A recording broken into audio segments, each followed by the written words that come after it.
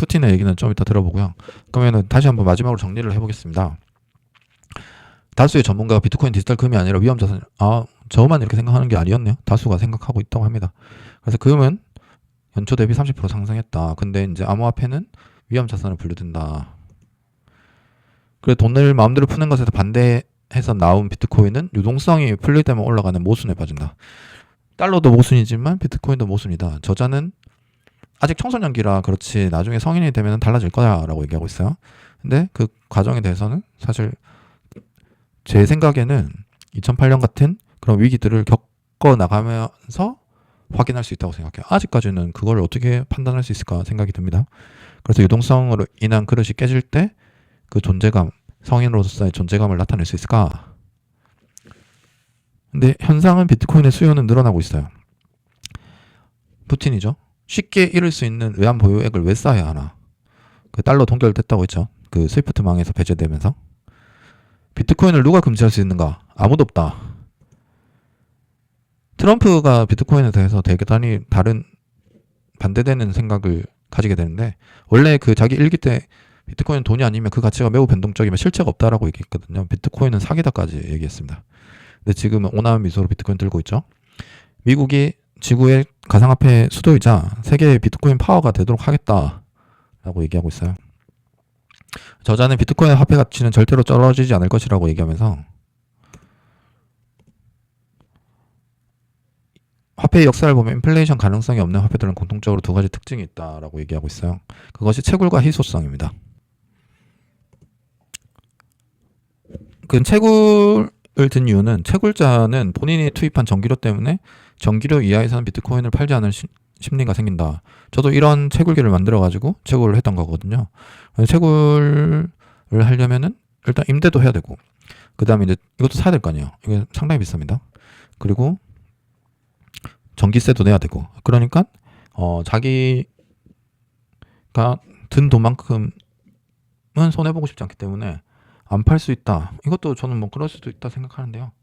근데 비트코인의 겨울은 항상 왔잖아요. 그때 과연 이 사람들이 비트코인에 대한 믿음을 가지고 가격을 방어해주는 그런 역할을 할까요? 아니 저 같으면은 그냥 뭐 손실 처리하고 이거라도 건지자 이렇게 생각할 수도 있을 것 같은데요. 채굴이라는 시스템이 이렇게 각 컴퓨터를 놓고 이 시스템에 참여할 수 있도록 시스템을 만든 것은 어찌 보면 비트코인이 그 사토시 나카모토가 비트코인을 만들면서 그 탈중앙화를 추구했다는 그런 지점에서 이런 모습을 보이지만 사실 지금 제가 챗GPT한테 물어보니까 지금 가정용 그래픽카드 5060이 한 50만 60만 원 하는데 그걸로 1비트코인을 얻으려면 2490년이 걸려요. 그래서 지금은 채굴에 참여하려면은 국가는 거대 기업 정도는 돼야 된다는 거죠.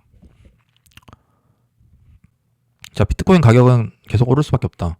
우리 여러분들 다 잘 아시는 이 현물 ETF 승인 이후로 기관들이 대단히 들어오고 제 친구도 이걸 보면서 비트코인에 투자해야 되겠다라고 생각했다라고 하더라고요. 그다음에 러시아는 그 실제로 그 달러 자산을 통결하니까 비트코인으로도 받겠다 뭐 이런 식으로 얘기했던 기억이 나요. 그리고 브릭스 미국 외에 이제 중국이나 인도나 뭐 이런 사람들이 이런 국가들이 모여가지고 브릭스 페이 같은 거 만들겠다. 그래서 달러에 반대되는 움직임이죠. 신시아 루미스 의원은 미국 부채 위기를 유일한 해결책이라고 말하는데 이거는 좀 너무 나간 거 아닌가 하는 생각이 듭니다. 자, 여기까지 잠깐 정리를 하고요. 이제부터는 또 다른 주인공인 트럼프에 대해서 한번 알아보도록 하겠습니다. 아까 제가 잠깐 말씀드렸는데 역사연표를 한번 보고 넘어가 보도록 할게요. 1944년 브레턴 우즈 체제는 2차 세계대전을 끝내고 이제 전후의 질서를 어떻게 정할 것인가를 브레턴 우즈에 모여가지고 이제 우리가 달러를 기축통화로 쓰자 땅땅땅 한 사건이고요. 그때까지는 금을 달러에 이제 고정 패깅 해놓고 사용했던 근본이 제시됩니다. 근데 이제 1971년에 프랑스의 드골 대통령이 빨리 내 금 내놔라. 너희 금 없지? 하니까 닉슨이 웃지 않았노? 금 없다. 금 못 준다. 배째라. 이렇게 해가지고 이제 금과 달러의 고리가 끊어졌다. 금 태환이 바꿔주는 것이 금지가 됐다. 정지가 되었다. 그래서 쇼크가 일어나니까 사람들은 원래 그 금이 금을 바꿔주는 줄 알고. 그러니까 달러는 금 교환권에 불과했던 거죠. 달러 자체가 뭔가 신뢰성이 있어서 썼던 것이 아니라 금으로 바꿔주기 때문에 썼었는데 그거를 안 해준다니까 사회에 엄청난 혼란이 생겼죠. 그것을 해결해야 될 거 아니에요. 그래서 1975년에 불세출의 재무장관인 그 누구냐 헨리 키신저가 사우디의 안전을 보장해주는 대가로 석유 거래에는 달러로만 쓸 수 있다. 달러로만 써야 한다 하는 협정을 시작했는데 그게 끝났다는 사실 혹시 아십니까? 50년 페트로 달러 시대 끝났다. 협정을 이제 연장하지 않았다는 거죠. 뭐 이렇다고 해서 달러가 갑자기 안 쓰이는 것은 아니겠지만 뭔가 그 이전의 위상과는 좀 달라지는 모습이 보일 수 있다고 생각이 들고 저자는 앞으로 석유보다는 전기의 시대가 될 것이다. 그래서 이제 비트코인이 중요하게 된다라고 말하고 있어요. 근데 이 부분은 조금은 신박해서 한번 살펴보고 넘어가도록 하겠습니다. 비트코인은 전력 결제 화폐에 쓰이게 될 것.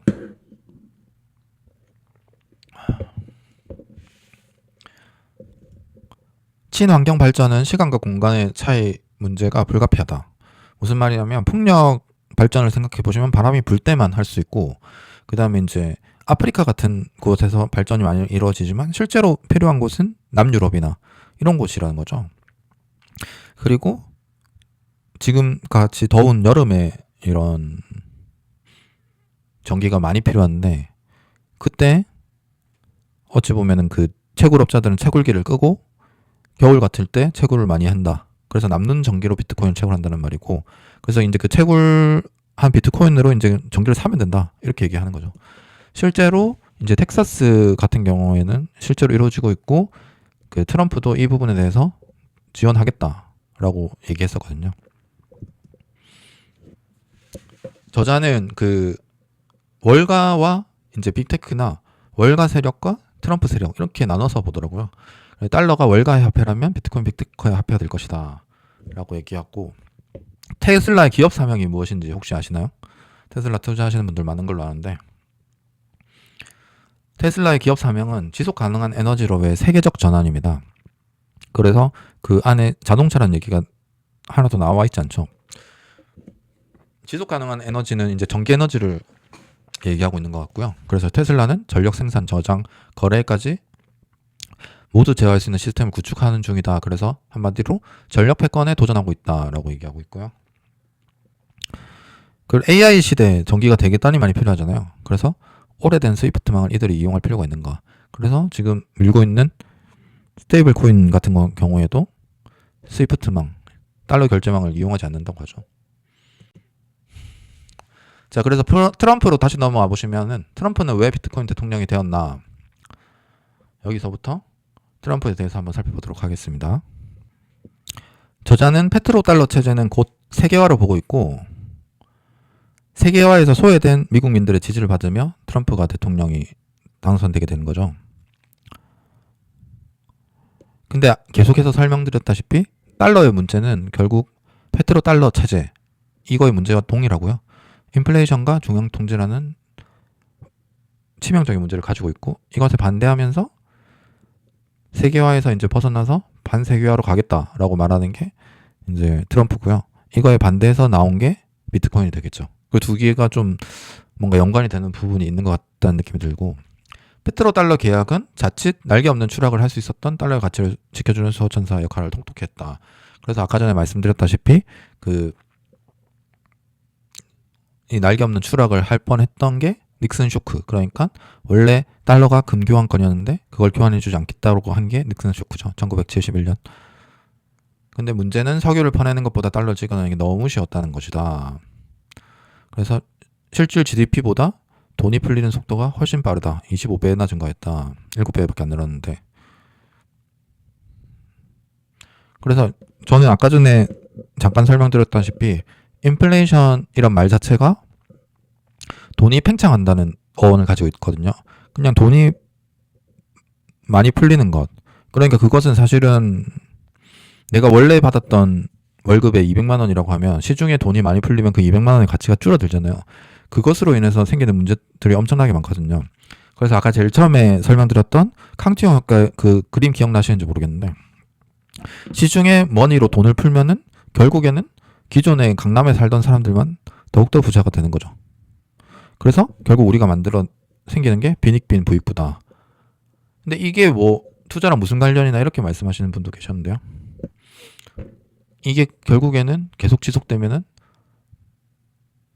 그러니까 제가 말씀드렸다시피 사람들이 모를 정도로, 그러니까 본인들이 정해놓은 2% 인플레이션 수치에서 이 정도로 괜찮다, 아무런 문제 없다, 이 정도까지는 돈을 풀어야 된다, 이렇게 얘기하면서 그 사람들에게 계속, 그것도 사실은 속이는 거지만 그렇게 모르게 사기를 치는 게 진짜 사기인데, 지금은 막 다 할 정도로, 문제가 심각할 정도로 돈을 많이 풀어버리니까 빈익빈 부익부도 양극화도 엄청나게 심각해지고, 그렇게 엄청나게 심각해지면 사회의 혼란이 가중될 수밖에 없고, 그러다 보면은 전쟁까지도 터지고 그런 문제들이 생길 수밖에 없는 거죠. 자산시장은 올라가서 좋지만 어떤 문제들이 생길 수밖에 없다. 그래서 미국에선 결국 그거를 지적한 사람이 트리핀의 딜레마라고, 이것은 그 아까 브레턴 우즈 체제 제2차 세계대전 끝나고 세계 질서를 정하는 그런 회의에서 달러를 기축통화로 쓰는데, 그때 트리핀 교수가 저건 문제 있을 수밖에 없다 이렇게 말씀하신 거거든요. 그래서 결국 유동성이 풀리면은, 왜냐면 세계의 돈으로 쓰려면 유동성이 풀려야 되잖아요. 근데 흔싸 기비, 흔해지면 싸질 수밖에 없고 그 신뢰도가 떨어질 수밖에 없어요. 그래서 이 두 개의 딜레마를 겪을 수밖에 없다는 거죠. 여기 보시면은 러스트 벨트라고, 원래 미국이 그 대단한 제조업 국가였거든요. 그래서 러스트 벨트 공업 도시, 저도 지금 공업 도시에 살고 있는데, 공업 도시에 그런 살던 사람들은 세계화가 진짜 때려 죽일 놈이죠. 왜냐면 잘 먹고 잘 살고 있었는데 이것들이 결국에는 일본 차에 밀리면서 직장을 잃게 되고, 그래서 결국에는 그들은 약물 중독에 빠질 수밖에 없게 되고, 그거의 대표적인 인물이 힐빌리의 노래를 쓴 그 부통령 J.D. 벤스거든요. 힐빌리란 말 자체가 그 산골 무지랭이 이렇게 좀 비하하는 말이고, 또 다른 말로, 더 심한 말로는 화이트 트래시 뭐 이런 말이 있는데, 이들이 되게 소외되어 있다가 정치적으로 이들을 공략해야 되겠다 해서 트럼프가 대통령이 된 거죠. 인플레이션은 결국 빈익빈 부익부를 만들고 또 금융위기를 만들게 되는 거죠. 그래서 거기서 이제 이익을 보는 누군가가 존재하기 때문이다. 이게 계속해서 이걸 이용해서 이익을 보는, 세계화를 이용해서 이익을 보는 사람들이 있다. 그들이 누구일까요? 그들은, 저자는 연준이라고 얘기합니다. 연준이 혹시 주식회사처럼 지분을 가지는 사람들이 있고 배당을 받는, 그런 주식회사 같은 배당 받는 존재가 있다는 사실을 아셨나요? JP모건과 시티뱅크는 연준으로부터 배당을 매년 6%씩 받고 있고, 작년에 지급된 배당금의 총액은 하나로 9,600억 원 정도거든요. 옆에 보시면은 저희가 그 재밌게 본 폭삭 속았수다, 눈물 없이 볼 수 없는, 여기서 금명인의 가족이 IMF를 맞으면서 다 망하게 되잖아요. 근데 우리나라 사람들 대부분이 이제 그때 대단히 힘들어졌는데, 그때 IMF 때 저는 이제 초등학교, 중학교 때 배우면서 우리가 막 가소비를 해서 그렇다, 샴페인을 너무 일찍 터뜨려서 그렇다, 그런데 그게 아니었던 거죠. 이런 그 세계화의 과정 속에서 이런 사이클의 흐름, 이런 경제에 대한 관점, 이런 것들이 없었기 때문에 아마 우리가 당했다고 생각이 들어요. 그래서 지금은 우리가 이제 경제 공부를 열심히 해야 되는 이유라고 생각이 들고, 계속해서 다시 정리를 해보자면 세계화의 뼈대는 자유무역 그리고 재정 적자다. 그러니까 영화 설국열차를 보셨는지 모르겠는데요. 결국 세계화 시스템이라는 것은 계속해서 달러를 풀어야만 유지가 되는 설국열차라고 볼 수 있죠. 그 중에서 이제 러스트 벨트의 사람들은 꼬리칸으로 밀려나게 되고, 이러한 시스템은 월가와 중국에만 이득이 되었죠. 이 책을 만들기 전에 세계화가 미국에 좋은 거 아니야? 쟤들이 왜 갑자기 제조업을 하겠다고 그래? 지들이 아이폰 만들려면 만들 수나 있어? 이런 생각을 했었는데요. 이 책을 읽으면서 뿌리 깊은 구조적인 문제가 있었고 그거에 소외되는 사람들이 있다는 사실을 생각하게 되었습니다.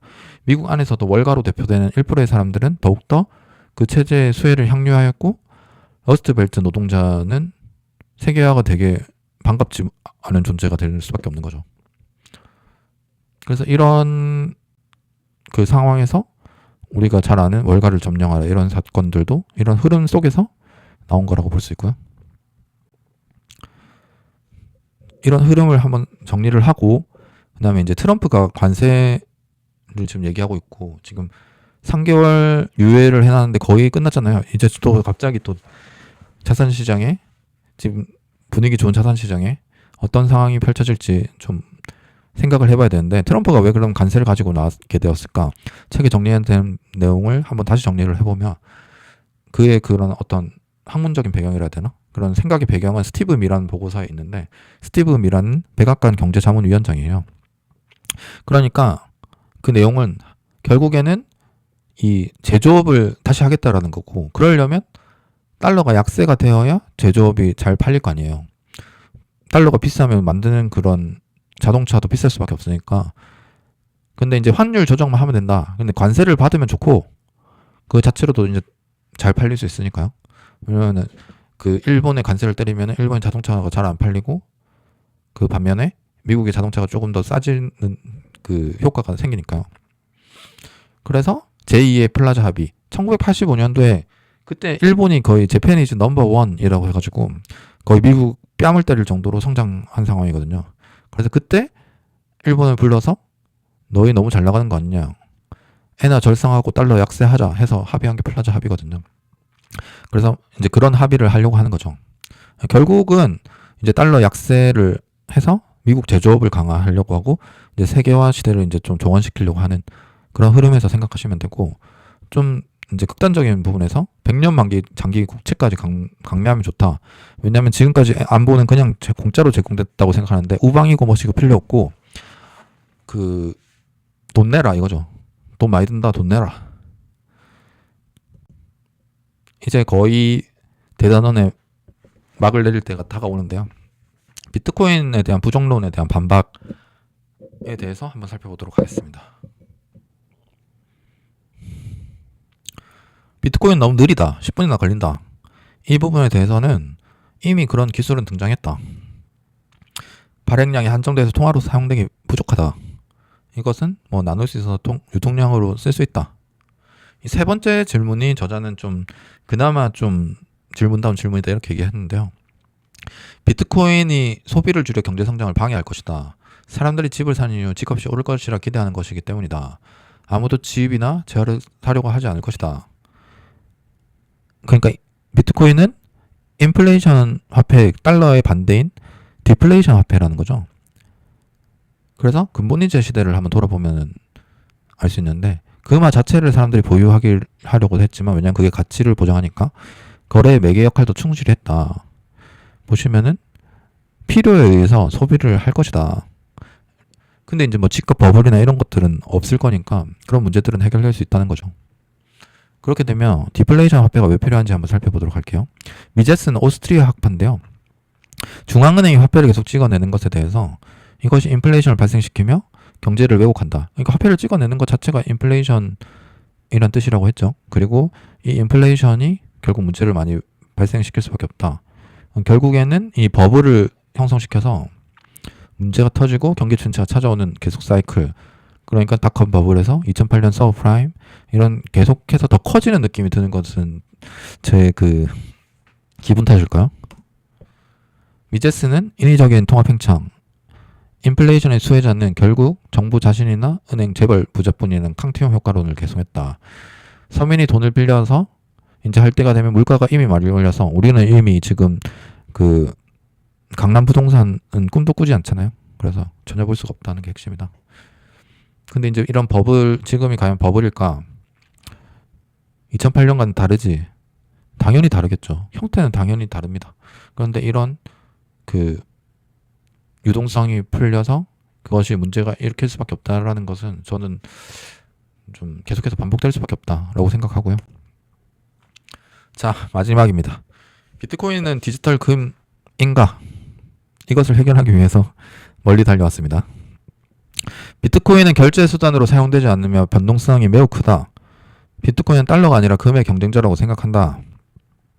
제롬 파월 연준 의장이 얘기했죠. 그래서 이것을 보고 그 저자는 제롬 파월이 인정했지 않느냐라고 얘기하는데요. 저는 그거에 대해서 좀 비판적인 게 제롬 파월은 결국 돈을 찍어내는 제왕 연준이라는 책도 있지만은 그 결국은 연준 의장의 역할은 달러를 관장하는 어떤 뭐라 해야 되나 제사장이라 해야 되나 달러를 관장하잖아요.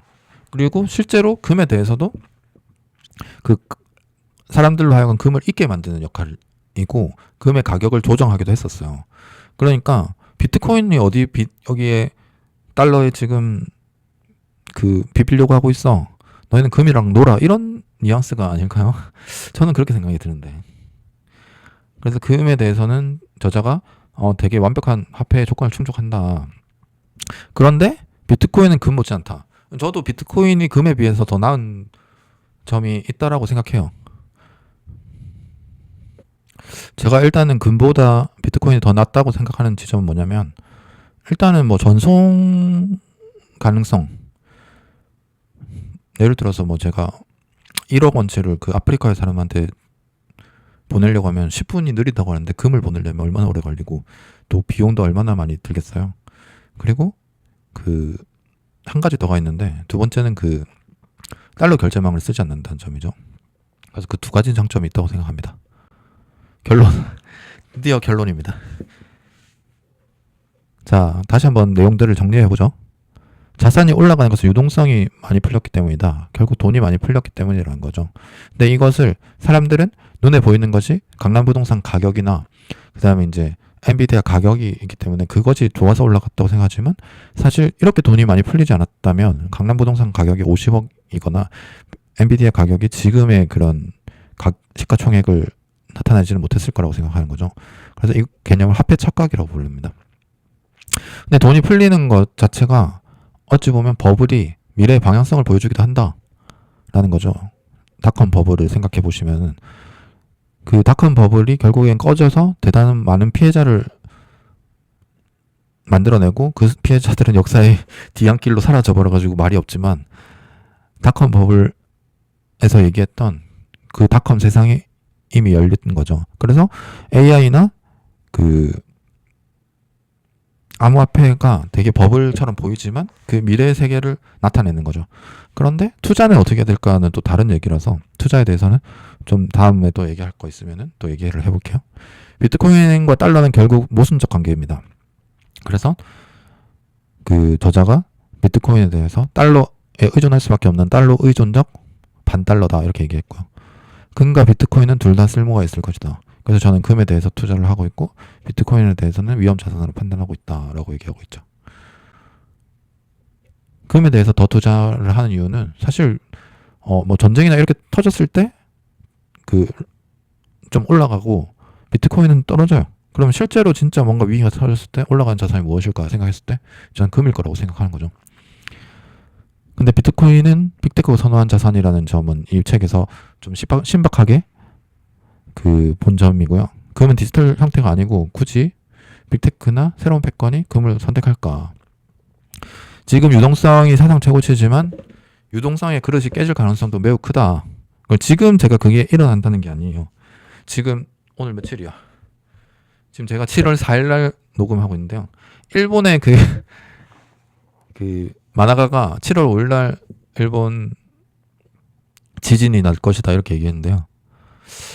그게 지진이라는 게 사실 과학적으로 지진이 예측이 불가능하다는 사실을 아십니까?